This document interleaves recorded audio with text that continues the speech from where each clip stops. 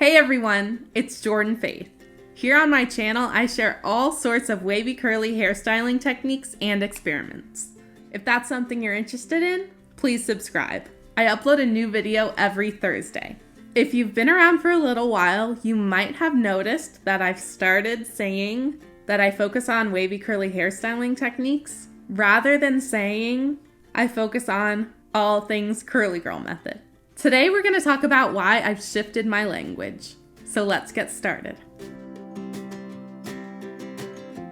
I've debated making a video like this for a little while, but I wasn't quite sure how you all would take it, or how I wanted to phrase everything, or what my full thoughts were, but I think I'm ready to have this talk today.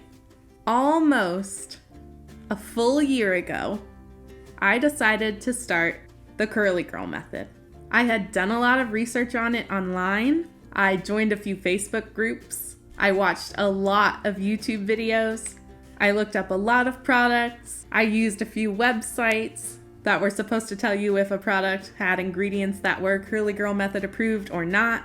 I really dove into the entire community to really understand what everyone was doing and get a grasp of it so I could figure out how to make it work for me. So I have been doing the curly girl method for just shy of a year. I've been avoiding silicones and sulfates and drying alcohols and waxes, basically any ingredients that were said to really coat my hair and keep out moisture, or that are said to really dry the hair out, with just a few exceptions here and there. And with all the research I did, I really thought I was following the curly girl method. And the thing is that I was, but I wasn't. The original curly girl method comes from the Curly Girl Method Handbook by Lorraine Massey. She wrote this book, she created this method called the Curly Girl Method, teaching people how to care for their curls and telling them which ingredients to avoid, which tools to avoid, which techniques to use for their hair, etc. Full disclosure, I have never read the book. I know that I probably should have read the book throughout my research, but the book was referenced a lot by the people I watched on YouTube and in the Facebook groups that I'm a part of. So I just never got around to it, and I just assumed that all the information coming from the YouTube videos and the Facebook groups that talked about the book went in line with the book. Come to find out, that's not completely true. Lorraine Massey has since come out and basically denounced any form of modified curly girl method as being curly girl method at all. And that totally makes sense. I completely understand that the method that she made and named the curly girl method, it's her creation. She made the rules for it. She wrote the book on it. I get that. And I get that she wants her name for the method, the curly girl method, to be respected and only used for the method that she invented, which is basically strictly co-washing your hair, conditioning, usually leaving some of that conditioner in your hair, and styling with a gel. No brushing, no heat whatsoever, no shampooing, no clarifying, no layering products, just conditioner and gel. And of course that doesn't work for everyone, but I do understand why she wants the title Curly Girl Method to only apply to exactly what she wrote and what she endorses. But the issue comes with the fact that people did modify it, and they modified it to include shampoos that don't have sulfates, but do lather, which she is against. And they modified it to include custards and mousses and other styling products that avoid the ingredients she says to avoid, but just aren't part of her original method. And this modified version has been around for years. Many YouTube and Instagram content creators follow it. Like I said, there are many Facebook groups that follow and endorse this modified curly girl method, but just call it curly girl method. Swavy Curly Courtney is one of those that had always said she followed the curly girl method. when in reality she followed a modified version, and she has since made a video similar to this one, which is part of what gave me the confidence to make this video. All that to say, yes, Lorraine Massey wrote the book on this. She coined the name, the curly girl method, but it has been altered, and there has basically been a second method created, taking inspiration from her method, but being turned into something different, but no one changed the name. It's still being called the curly girl method.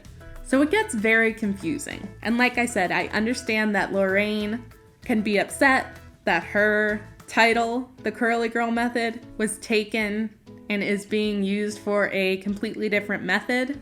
But at the same time, what do you do now? When for years, this second method that was derived from the original curly girl method has been being used, and it's also called the curly girl method, I don't know what you do. But after watching Lorraine Massey's video on Instagram and seeing a couple of the things that she's posted, one being a scene from The Devil Wears Prada, specifically the scene where Anne Hathaway laughs about a belt choice because she doesn't understand the fashion industry, and then the devil, Meryl Streep in the movie, kind of really digs into her because she doesn't know what she's talking about. That was posted by Lorraine Massey, and Anne Hathaway was tagged modified curly girl method.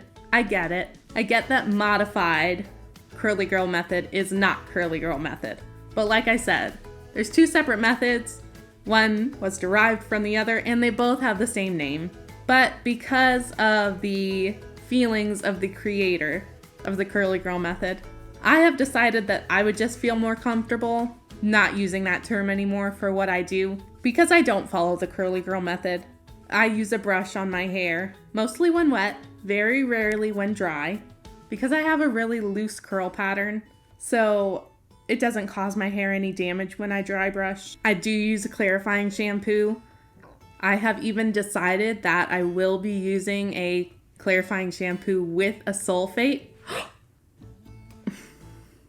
every so often, because I have fine wavy hair and my hair is very easily moisturized, and it is not harmful to my hair to use a sulfate shampoo every once in a while to get a really nice clean scalp and to clean my hair and strip off any buildup or extra moisture that it just doesn't need. I have very occasionally used products with waxes in them, like when I tried out India Batson's routine. So far, I have not used any silicones, but I've even been considering reintroducing silicones into my product choices just to broaden the pool of products that I can choose from, especially because I don't mind using a clarifying shampoo or a shampoo with sulfates more often because of the way my specific hair acts. But I will always let you know if a product I'm using has an ingredient that is widely accepted as